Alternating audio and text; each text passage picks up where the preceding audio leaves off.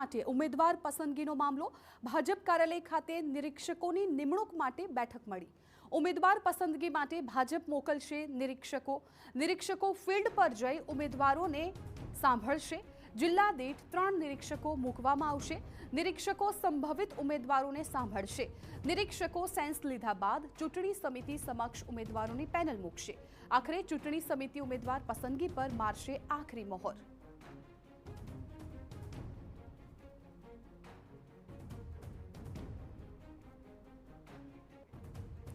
Political editor Kinjal Mishra phone line पर जोड़ाई गया है।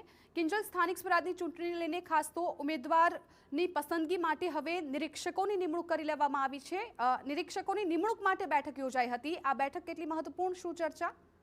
देखो, आ बैठक खूब महत्वपूर्ण है केम के हवे गमे त्यारे स्थानिक स्वराज्य चूंटणीने लईने इलेक्शन कमिशन जाहेरात छे ते करी शके छे, त्यारे भाजपे तैयारी छे ते चालू करी दीधी छे। तेमनुं स्पष्ट मानवुं छे के स्थानिक स्वराज्यनी चूंटणीमां दर वखतनी जेम आ वखते पण जनता भाजपनी साथे रहेशे, परंतु निरीक्षको होय छे ते सेन्स लेवा जता होय छे। निरीक्षकोनी यादी जाहेर करवामां आवी हती अने निरीक्षकोनी जे बैठक छे ते कमलम खाते मळी छे के जेनी अंदर जे लोको फील्डमां गया हता तेमने जे सेन्स लीधी छे तेनी पर पण વાત છે તે કરવામાં એક સામાન્ય વાત કરવામાં આવી છે। અને સાથે જ નિરીક્ષકો હવે ફિલ્ડ પર જઈને ફરી એકવાર ઉમેદવારો છે તેને સાંભળશે।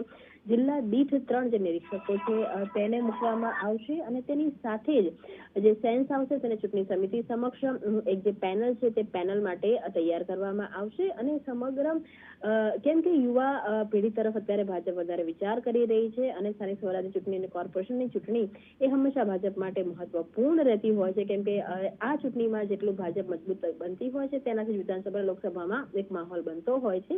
એટલે એની જે પ્રથમ બેઠક છે તે કમલમ યોજાઈ રહી છે કે જેમાં મુખ્યપ્રધાન ભૂપેન્દ્ર પટેલ અને ભાજપ પ્રદેશ પ્રમુખ જગદીશ વિશ્વકર્મા તેની સાથે જ ભાજપના જે નેતા છે કે જે કોર કમિટીના સભ્ય પણ છે કે જાડેજા સહિતના પણ જે નેતાઓ છે તે ઉપસ્થિત છે। બિલકુલ કિંજલ, આભાર સમગ્ર માહિતી બદલ।